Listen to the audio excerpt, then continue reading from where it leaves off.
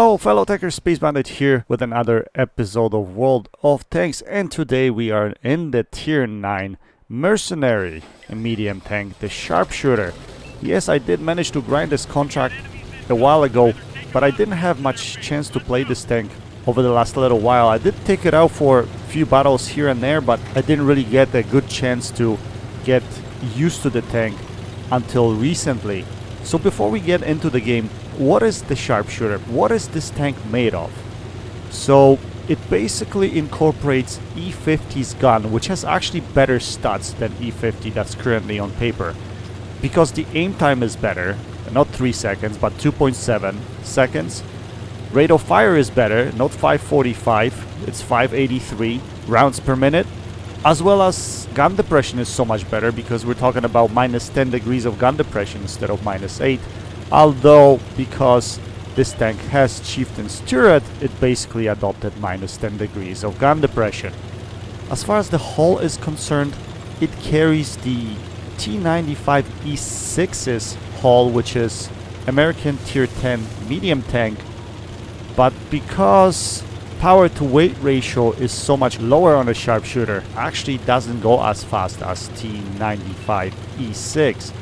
It can get up to 48 kilometers an hour, while T95E6 can get up to 56 kilometers per hour. As far as armor is concerned, hull armor is exactly the same as on T95E6, and the turret armor is exactly the same like on a Chieftain. So what did I find with this tank overall? I think it is a great, absolutely great hold down brawler. And what I did early with this tank is I played it wrong, because at top tier you have to go in and you have to fight from the beginning to get your damage, because the mobility on this tank does not really allow you to play like a medium tank, to be honest. It plays more like a heavy medium, right? So when you're in the top tier, you should go and brawl it out right away, because it's sort of hard to change positions, especially positions on the terrain that's not even, where you have hills. So it's not as flexible of a tank. That's why I suggest going in and brawling it out right away.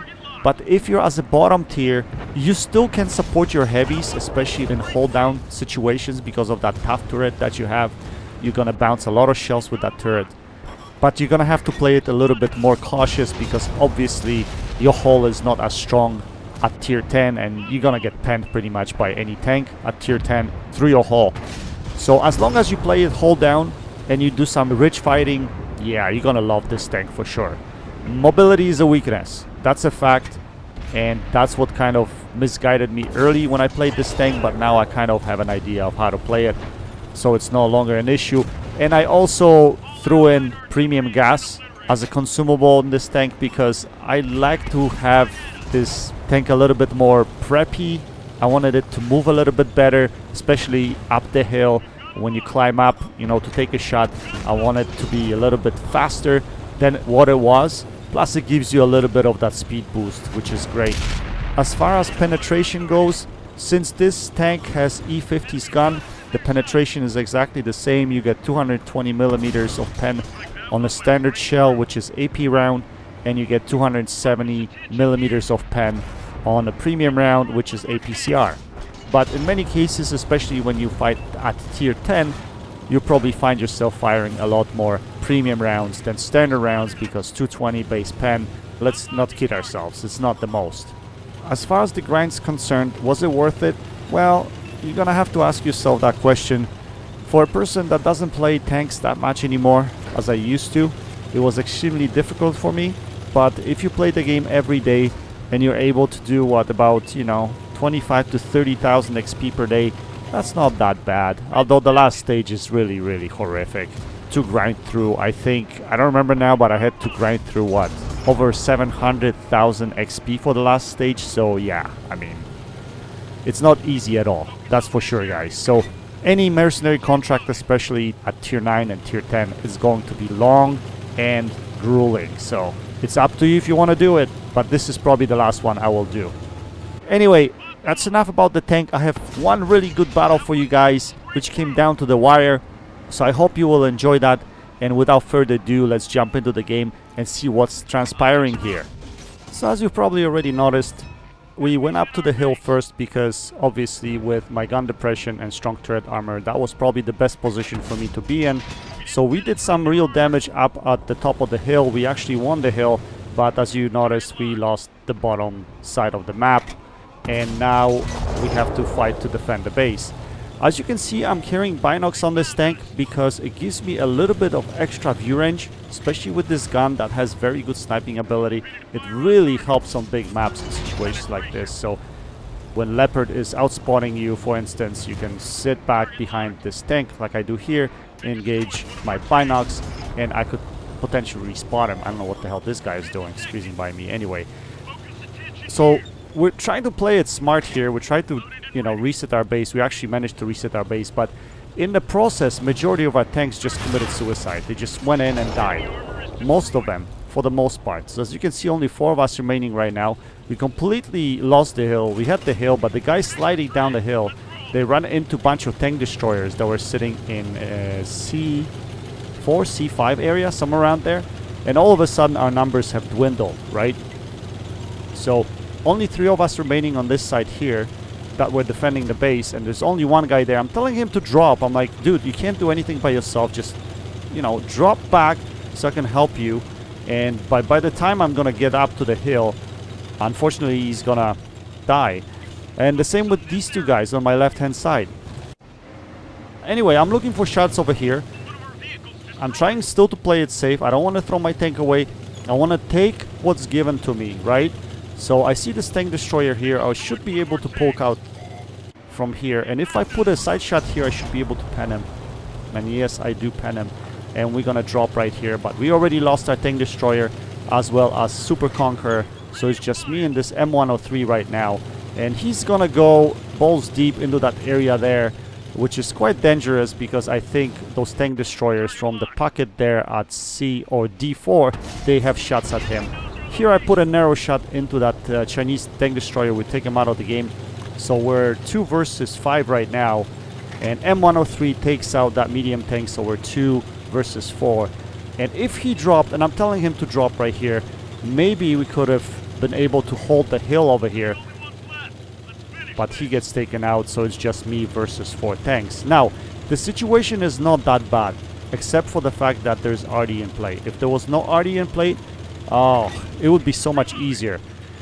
Now, binocs really help in this situation, especially with tank destroyers that have good view range, like T110E4 and Swedish tank destroyers, Stark STRV. Stark is basically camo, is just amazing on that thing, right? So we're gonna try to spot these guys from the hill, and we do. We spot this E4, and we're gonna try to chew him down in hell as much as possible. I'm just worried that Artie is gonna start paying attention to me right here. But I try to engage my binocs here, see if I can get another shot at this E4. Yes, I spot him. Can we put a shell into him? Yes, we can. But at the same time, the Artie splashes me, and I'm only left with half health, and he damages my gun at the same time. So now that these guys are paying attention to me, they know where I am. They're gonna try to come around, probably take me out. So I gotta push this artillery. I cannot wait over here. I gotta scoot down the hill and change my position really quickly. But before I do that, I want to make sure that these guys that were in the middle of the map, they're not changing their decision or their position, and they're coming this way instead of going up the hill. So that's what I'm gonna do, is I'm gonna come up here and I'm gonna try to engage my binocs to see if none of them turned around. And as you can see, I can't spot anything. We'll do the same thing again here. We can't spot them, but we did spot the Swedish tank destroyer right there, STRV. So what we're gonna do is we're gonna come down here and we're gonna try to use our gun depression so we can engage him. At the same time, he spot this T95, but he shouldn't have shots at me from there. So this should give me basically ability to work this STRV without losing much HP. As long as the artillery doesn't hit me, he's gonna have a hard time penning me here, and with my inaccurate gun, because it's damaged, I should be able to take him out of the game right here. And that's exactly what we're gonna do. We got a little bit lucky there. Something skims a shot off of us. I'm not sure what it was. It might have been T95. Maybe he saw just a little bit of my roof. But anyway, we're gonna charge the artillery right now. We're gonna change direction a little bit so he doesn't know where we're coming from. We gotta take him out of the game. if we take the artillery out of the game, we have a chance. And that's exactly what we're going to do here. We're going to come around the top of this ridge. We're just going to auto-lock here and take him out of the game, just like that. So, what do we do now? Well, we have to use our mobility, right? That's the first thing. I cannot be sitting in this spot here and waiting for them to come. T95 is full health. Basically, full health. We know that E4 is probably 1 or a 2-shot to me. Probably a 2-shot, to be honest. So we're going to try to draw a little bit of distance between us and them. And then we'll see if we can engage our binocs and get them spotted. So the best thing would be if we could get the E4 spotted first. Then we can potentially take him out of the game. And then the game would be so much easier, because with their mobility out of the game, all I'm facing is T95. And I could basically run around the map, change positions, and get him out of the game easily without him even knowing where I am. I think my view range is better than his, especially with binocs. So here I'm in a good situation right here, and I was thinking, okay, they probably went to my last known position. They're probably somewhere at E2, E3. They thought maybe I'll be capping, but I'm not capping. So I was thinking, should I stop here potentially and spot one of them and engage? And I probably should have done that here, but then I didn't want to risk being spotted, right? Because if I'm spotted, they could kind of get me into the corner. Although I could still use the ice lake on the south side here to go through here, because it's a winter mode, so I wouldn't get basically drowned. But I decided to make a different decision, right? So I'm gonna stop beside one of those buildings here, I think, from what I remember. Am I? Or maybe not. Okay, I'm gonna keep going.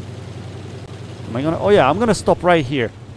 So there's a bush here, and I should be able to see into the field, but I don't see them coming after me. So that was kind of strange. And I'm not spotting any of them, and I was expecting to spot someone right now heading after me. So I don't really know where they are, which is not very good for me, because if I don't know where they are, I don't know what's their firing angles towards me, right? Anyway, I'm gonna climb up this hill over here. This would be a good position for me to go hold down, spot them, and potentially drop back in case they want to fire at me. So we're gonna engage our binocs here. We spot the T95. As you can see, he's full health, but we haven't spotted E4, which is a problem because we don't know where he is. But we're gonna drop behind this ridge over here. We're gonna try to turn around, go to the right, and reposition. But yeah, all of a sudden we get shut down by the E4, which I haven't even spotted. And that is the problem. I made one mistake in this game. If I didn't make that mistake, I wouldn't be shut down by the E4. And that was when I was on the south side of the map. I should have stopped, engaged my binocs, spotted them, and probably in that situation I would have spotted E4 first because he was faster than T95. And then I could have, you know, just put a shot into him and drop into the area where the lake was, go around and go where I was. At least I would know exactly where the E4 was. But because I didn't know where he was, he actually had minuscule lane of fire, and he managed to put it in. I don't know, guys, in situations like this, RNG doesn't really like me that much, I noticed.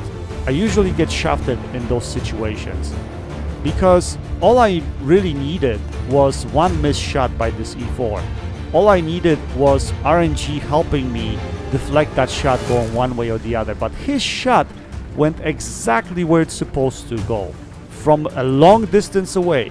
So yeah, every time I get shafted by stuff like that. But you know what? In the past I would be really angry about stuff like that. In this situation, I just blame myself because I could have played it a little bit better and carried this, to be honest, at the end of the game. It just did not turn out to what I thought I would be able to do. Anyway, still a fantastic game. I hope you guys enjoyed. And again, Sharpshooter is a fantastic tank, especially at tier 9, because you're still facing tier 8s and tier 7s. So with that gun and that strong turret armor, very, very nice tank to have. So if you have a chance to grind it, I recommend it, although the grind is not the easiest. that's for sure. Anyway guys, I hope you enjoyed this video. Don't forget to go and check out CloneGuy72 and Garadingi. Links to their channels are in the description section below. That's it for now. Until next time, happy tanking, Space Bandit, checking out.